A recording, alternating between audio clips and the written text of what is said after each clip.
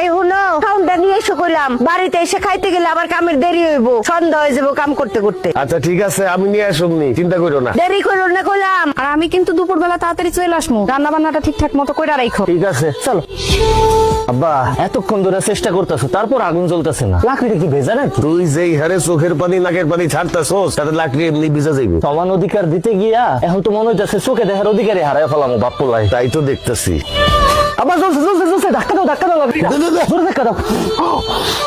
ও ভাবি, আপনি কে? কিস্তি আলি। ভাবি কই? আপনি আলিফের বউ না? হ, আমি আলিফের বউ, কিন্তু আপনার বউ কই? বাপের বাড়িতে গেছে। ভাই আহে নাই, আপনি এসেন কেন? আরে ভাই, প্রত্যেকদিন কি আপনার ভাইরই আসতে হইব? তার অন্য কোনো কাজ থাকতে পারে না? শরীর খারাপ হইতে পারে না? আগামী 15 দিন আমি কিস্তি তুলবো। ভাবি তো 3 সপ্তাহ কিস্তি বাকি, তাড়াতাড়ি টাকাটা দেন। 3 সপ্তাহের কিস্তি রেডি করা আছে, আসেন। কই? টাকা তো ঘরে। নিয়ে আসেন। আরে বাড়িতে এসেন, নাস্তা করবেন, কথা বলবেন, আসেন তো ঘরে আহেন। মানে কি? কিস্তির 3টা জায়গায় 6টা দেবো, 3টা খাতা উঠবেন আর 3টা আপনার জন্য বোনাস। ও তো বাপের বাড়ি, বুঝেন না? হরামির বাচ্চা, তুই এসব কি কইতাছস? কিস্তি দেবো, আসেন না একটু ভিতরে। তোরে জুতোটা দিয়া পিডামু, তোর কিস্তি আলিফ এসে নিব।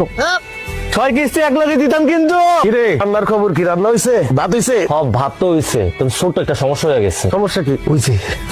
করছস নাকি? তুই তো সব ভাত ফেলাই দিছস। এখন আমি তোর মাল লেগে কেমনে ভাত নিয়ে যাবো? তাহলে তো দুপুরের মধ্যে খাবার নিয়ে যেতে কইছে। এ আব্বা, আমি তোমার একমাত্র পোলা। ভাতের মার গাল থেকে আমার হাতটা পুড়ে গেছে, সেটা নিয়ে তোমার কোনো চিন্তা নাই। তুমি আসো, মার লেগে কেমনে ভাত লয়ে যাবে সেই চিন্তা লইয়া। তোর মার ভাত যদি আমি সময় মতো না নিয়ে যাই, তুই জানোস আমার খবর করে দিব। বউয়ের শাসন কি জিনিস, বউয়ের যন্ত্রণা কি জিনিস, তুই কি বুঝবি? এমন কইরা কইতাছো মনে হইতাছে তোমার একারই বউ আছে। আমার বউ নাই, আমি তারে কেমনে খাবার দিব সেটা কও। এটা বুদ্ধি দাও। এক কাম কর, উঠা মাটির থেকে সব ভাত উঠে ধুয়ে ফেলা। এই ভাতে ওকে খাওয়াবো, আমরা পরে রান্না করে খাবো। ঠিক আছে। তরকারির অবস্থা কি তোর? দেই তরকারি ও রান্না শেষের পথে, লবণটা দেখো তো। দেই লবণ রয়েছে।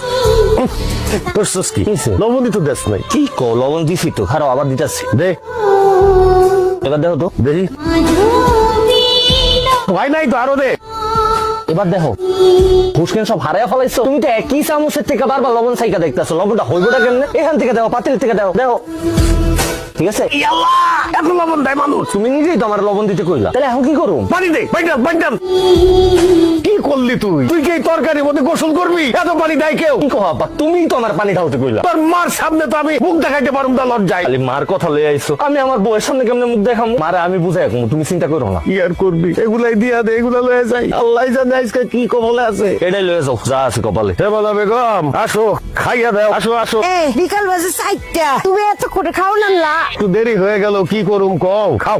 কামাক গেছেন আমার? মোরে কামাক গায় নাই, একটু ঠিক মতো কাম করতে হইব। আমার কাম আমি বুঝুম। আর দুইয়া তুমি আমার সাথে খায় না?